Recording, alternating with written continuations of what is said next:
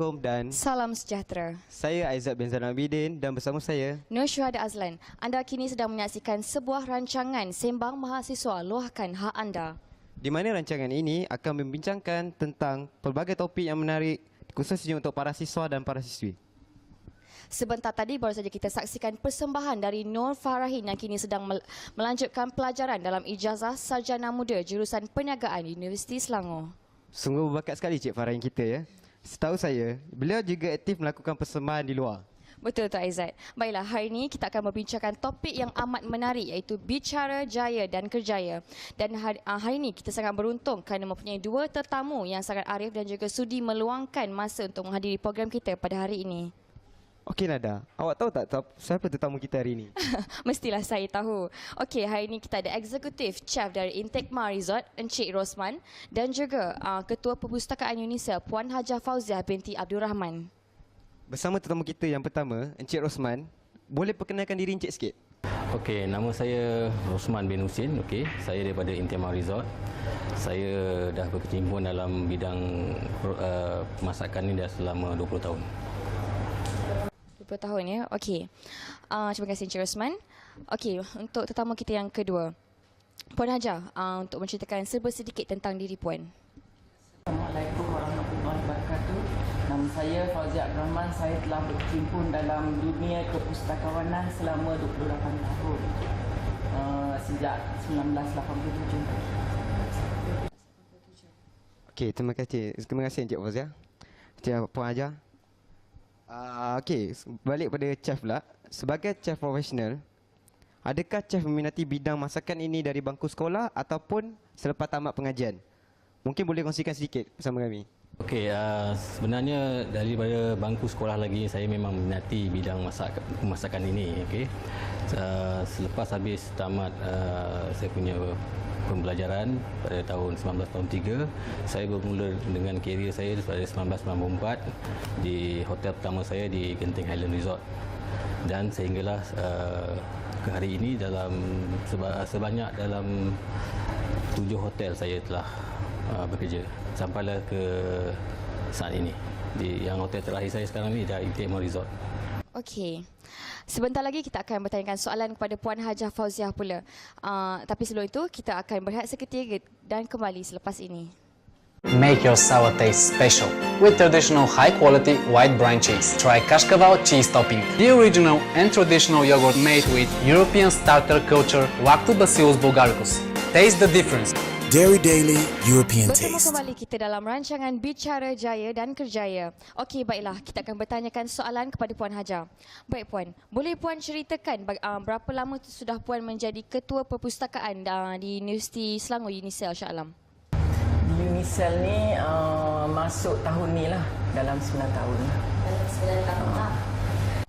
Okey, soalan untuk chef pula. Okey chef, apakah cabaran-cabaran yang perlu ditempuh ketika berada di dapur? Mungkin dari segi bahaya dan keselamatan di dapur. Boleh kongsikan dengan kami? Okey, cabaran-cabaran yang yang ditempuh di dapur yang kita paling takuti adalah kebakaran.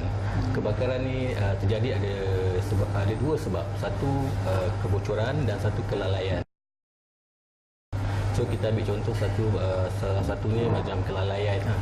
Kelalaian ini adalah terjadinya apabila pekerja-pekerja dapur tidak mengikuti standard SOP yang kita sediakan. Contoh, membiarkan selepas masak membiarkan gas terbuka kan. Itu salah satu penimbulkan bahaya. Dan yang kedua, membiarkan api yang terlalu lama apabila menggoreng sesuatu barang, okey.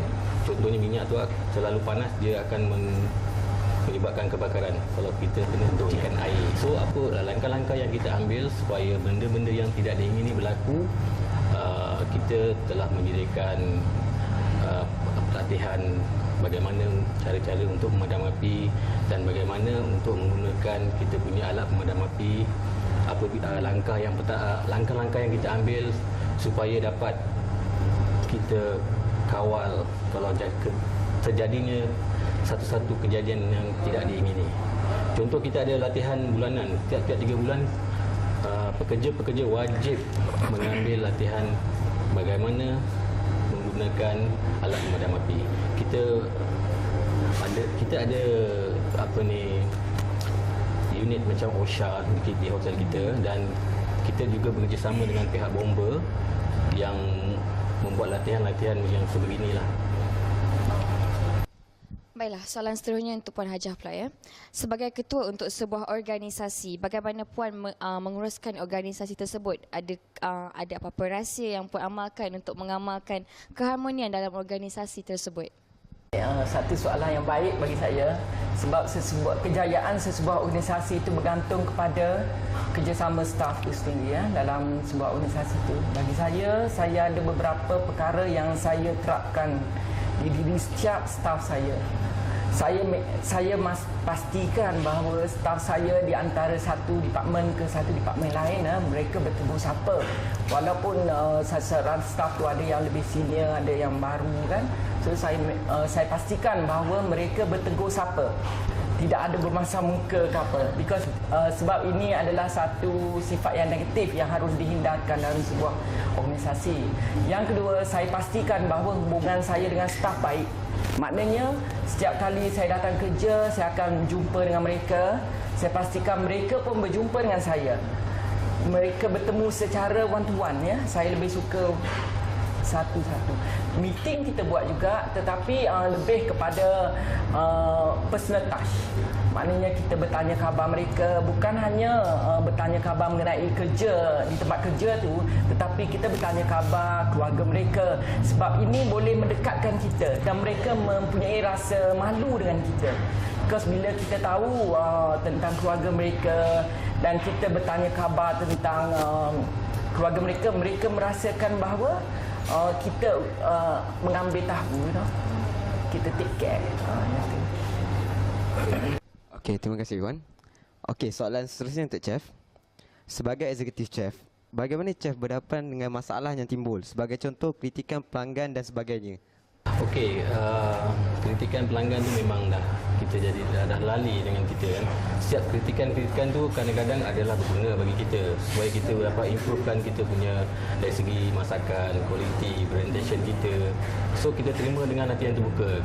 Sebab pelanggan-pelanggan ni dia membayar dengan harga yang mahal. Kadang-kadang dia nak mengikut standard dia ya. So kalau dia macam meluahkan ketidakpuas hati kepada kita bersedia berjumpa dengan pelanggan tersebut dan kita berbincang, meminta maaf ataupun kita akan tukar makanan yang dikomplain tu kepada yang baru, dan dari situ kita dapat tahu yang bahawanya kita belum dapat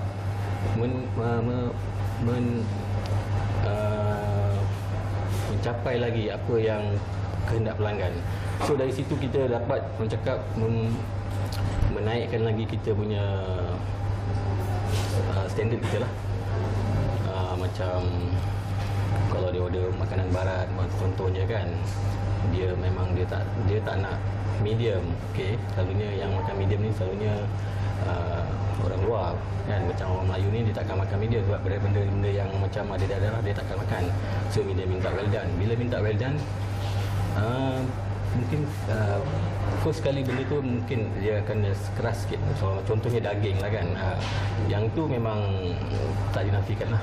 So apabila kita berjumpa dengan dia, kita explain balik dengan dia, kita beritahu ada pelanggan yang boleh terima. Dan dari situlah kita terpaksa berhadapan dengan guest macam-macam kerana sebab yang datang tu bukannya cita rasa yang sama, cita rasa yang berlainan. Contoh setengah-setengah guest yang tak kuat masin, yang ni tak kuat tawar, kita tak boleh cakap, kita tak boleh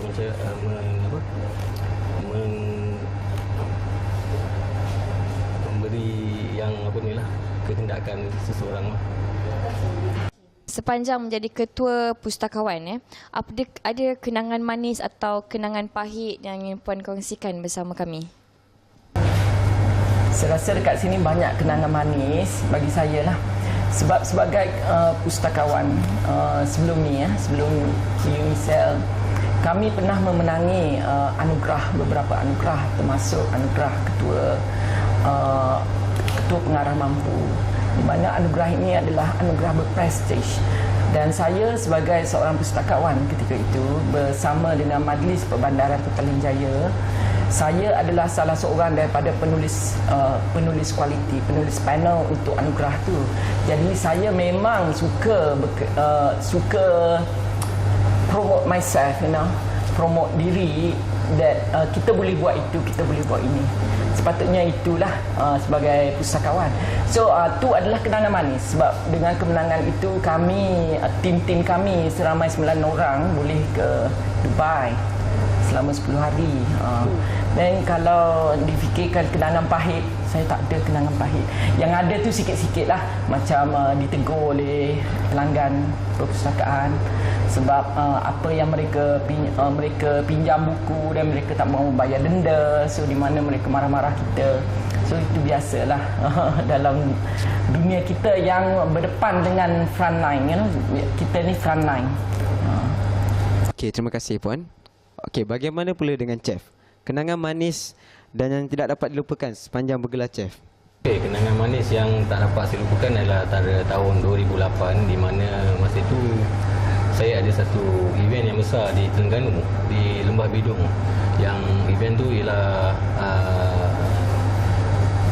World Endurance yang disertai oleh masa tu Agong Tuan Kumizan, berlangsung selama sebulan di sana ya. Kami ada membuatkan menyediakan makanan daripada breakfast sampai ke supper, 5 kali makan ya.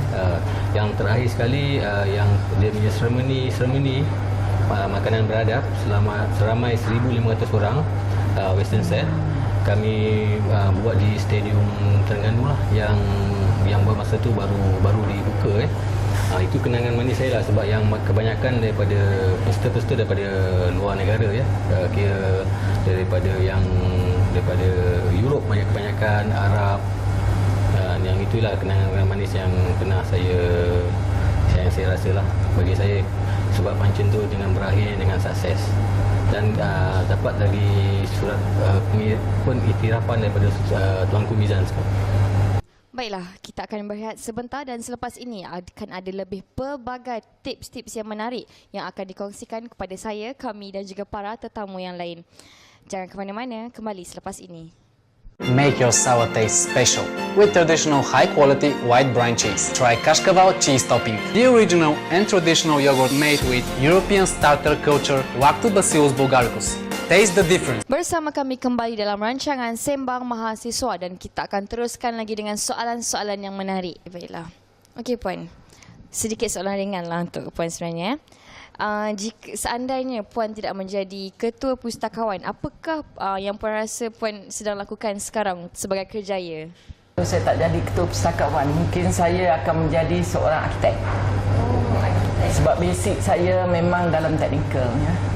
Saya dulu daripada sekolah menengah teknik sebelum saya bertukar ke art stream. Terima kasih puan. Okey, kepada chef pula. Kalau tidak menjadi seorang executive chef, apa yang mungkin sekarang chef lakukan? Kalau saya tak menjadi executive chef, mungkin saya menjadi seorang lecturer. Okay. Tapi saya tak berminat untuk macam lecturer tu tak mencabar bagi saya. Saya suka pekerja yang mencabar. Bagi saya mental, fizikal yang perlu kuat kalau nak menjadi seorang chef ni. Kalau macam lecturer ni banyak kepada orang cakap banyak pada pemikiran kan, saya memang tak berapa berminat. Okey, baiklah. Sebelum kita akhiri segmen kita pada hari ini, ada apa-apa kata-kata semangat atau nasihat untuk para siswa dan siswi di luar sana untuk mempersiapkan diri sebelum melangkah ke alam kerjaya? Kita mulakan dengan Puan Haja. Okay, terima kasih. Ini adalah soalan yang saya suka nasihat students, terutamanya mahasiswa-mahasiswi USL. Bagi saya sebagai seorang student dan bagi seorang mahasiswa-mahasiswi, sebelum melangkah ke alam kerjaya, anda haruslah mempunyai satu sifat yang selalu open, open, nak menolong, selalu nak membantu dan selalu promote diri.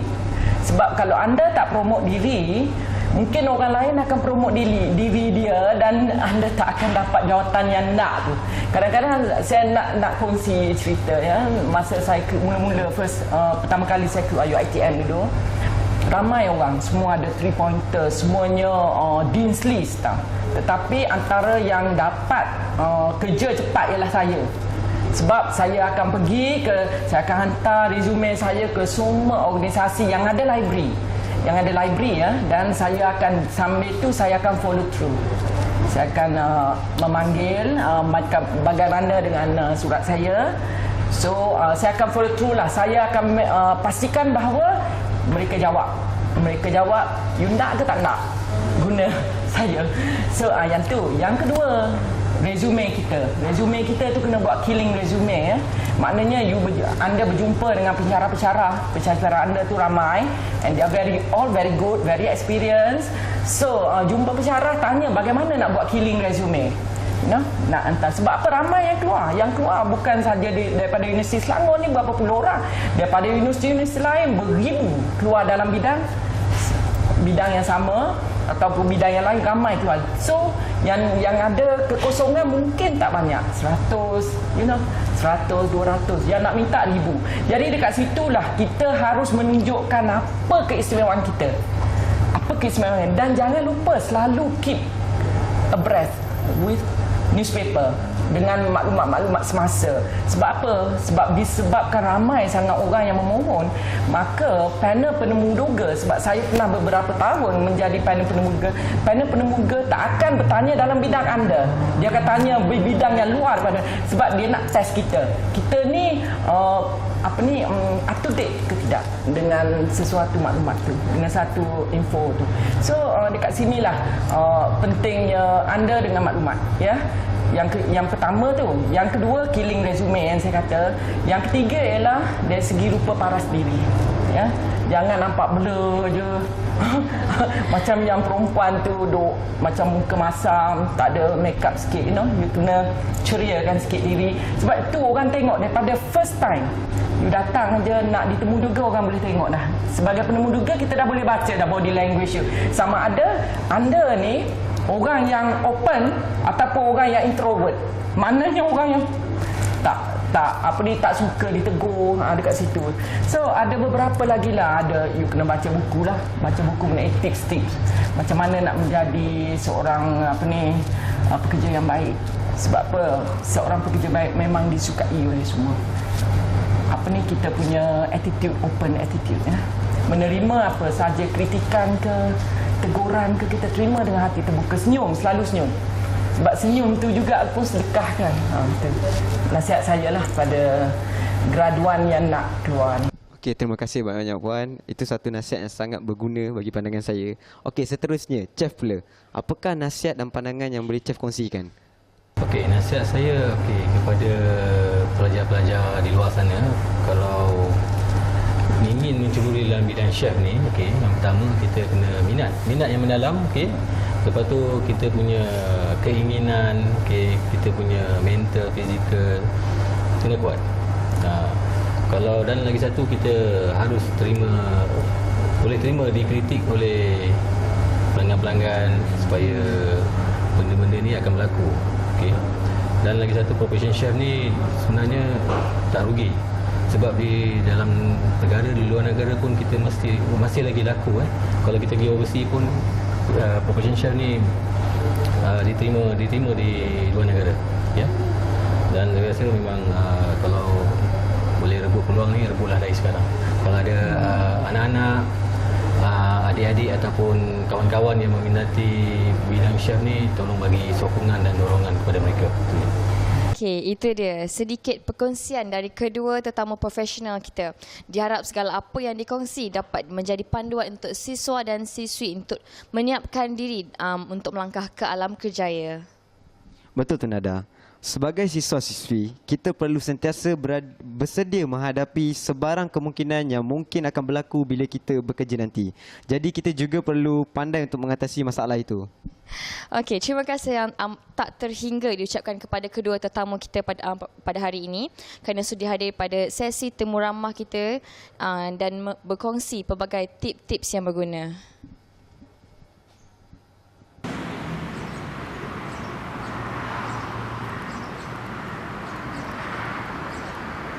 Sebagai seorang pelajar, mengapakah anda rasa kerjaya ini penting bagi anda? Saya rasa sangat penting kerana untuk hidup lebih berselesa dan untuk meningkatkan taraf hidup. Sebagai seorang pelajar, bagaimanakah cara-cara anda untuk mencapai cita-cita? Cara-cara untuk mencapai cita-cita adalah kena bersungguh-sungguh belajar, tidak memuting kelas, berusaha bekerjasama dengan kawan-kawan buat assignment semua. Bertemu kembali kita dalam rancangan Sembang Mahasiswa. Kita bersama Cik Nur Farahin binti Syafri. Okey, Cik Nur Farahin, boleh perkenalkan diri anda sedikit dan latar belakang? Nama saya Nur Farahin binti Syafri. Saya berumur 21 tahun. Saya berasal daripada Kepung, KL. Dan saya belajar di UNICEL dan mengambil kursus Bachelor of Industrial Management. Okey, terima kasih. Saya akan pergi kepada soalan pertama. Berapa lama anda minat menyanyi? Saya mula menyanyi daripada umur saya 3 tahun macam tu. 3-4 tahun saya dah mula. Tapi start daripada karaoke lah. Dan saya mula serius dengan bidang ni start daripada sekolah menengah. Dan sampailah sekarang ke universiti. Okey. Pernah memasuki mana-mana pertandingan menyanyi? Untuk pertandingan yang besar-besar tak pernah. Tapi kalau setakat macam pertandingan sekolah dulu, selalulah. Memang selalu. Kira memang minat buat persembahan di sekolah lah. Ya. Yeah. Macam di Universiti Selangor, macam UNICEL, anda ada buat persembahan juga di dalam UNICEL? Saya memang selalu buat persembahan untuk apa-apa event dekat UNICEL dan juga dekat luar. Adakah lagu lain yang pernah dikarang seperti lagu anda sendiri yang dikarang selain daripada tadi? Saya ada dalam 4-5 lagu yang saya pernah karang sebelum ni. Dan semua lagu tu boleh didengar di YouTube saya. Cari Farahin Syafzan. Okey. Sebagai seorang penyanyi ataupun artis, kalau semua orang ada idola, siapakah idola anda? Idola saya dalam bidang muzik ni, saya suka dengar lagu-lagu ZRV. Sebab saya main ukulele, so saya banyak refer pada lagu-lagu dia lah. Kalau contoh saya nak buat lagu pun, saya akan refer pada dia sebab saya suka pada melodi dia, lyrics yang dia buat. Okey, antara lagu ZRV yang anda minat? Lagu ZRV yang saya minat? Banyak. I Am Me Once More, lagu Honeybee. Pergi ke soalan seterusnya. Kemana selepas ini bidang nyanyian? Adakah menjadi profesional atau tidak? InsyaAllah kalau ada rezeki memang saya akan buat single pertama. Dan memang akan teruskan dengan bidang nyanyian lah. Memang akan tubuhkan satu produksi sendiri dengan ayah dan rakam lagu-lagu. Pengalaman menyanyi yang tak dapat dilupakan, rasanya bagaimana, di mana yang paling dilupakan? Buat masa ni, pengalaman yang tak boleh dilupakan ketika saya menyanyi bersama dengan ayah dalam satu majlis, live band. Tak boleh dilupakan sebab memang crowd memang happening gila lah masa tu kat sana. Itulah. Siapa yang anda ingin berduet selepas ini? Maksudnya artis yang anda rasa nak sangat berduet dengan dia. Kalau dapat, anda nak berduet? Kalau nak sangat memang tak ada. Tapi buat masa ni memang saya tengah fokus pada Hakim Ahmad. Sebab memang tengah cari masa untuk berduet dengan dia, keluarkan single baru. Hakim Ahmad. Kenapa Hakim tak? Maksudnya tadi anda kata ZRV anda refer pada, kenapa tak dia? Nak nyanyi dengan ZRV sebab dia perempuan, lagipun range maybe lebih kurang. Saya lebih fokus pada kalau nak duet dengan lelaki lah. Dan kenapa Hakim Ahmad? Sebab Hakim Ahmad seorang penyanyi yang baik. Sebelum kita akhiri kita punya rancangan, boleh tak anda dengarkan sedikit chorus lagu yang baru anda selain lagu daripada tadi yang ada dalam laman YouTube anda? Kini engkau pergi selamanya, tinggalkan diriku tanpamu. Kau pergi tanpa ku relai, namun ku tak daya pertahankan cinta kita berdua. Okey, terima kasih. Liriknya sangat indah. Anda cipta sendiri lagu ni? Ya. Okey, sangat indah. Okeylah. soalan terakhir sebelum kita akhiri rancangan kita. Adakah nasihat untuk mahasiswa dan mahasiswi yang ingin jadi seperti anda? Okay, nasihat saya kepada mahasiswa dan mahasiswi di UNISEL, jika ingin menjadi seperti saya ataupun seperti siapa-siapa lah untuk mengejar cita-cita anda, teruskan dengan cita-cita anda. Terus ke hadapan, jangan fikir lagi takut ke, malu ke, tak payah. Teruskan je. Okey, terima kasih banyak kerana sudi hadir ke rancangan kami. Okey, itu adalah sedikit nasihat dan pandangan yang dapat dikongsi oleh Cik Farhan kita. Okeylah, kita akan bertemu kembali di hari dan waktu yang lain dalam rancangan Sembang Mahasiswa, suarakan hak anda. Deras hati ku berdetak, di langit aku terlihat kamu. Terang malam teman kita, dengan angin meniup sayu.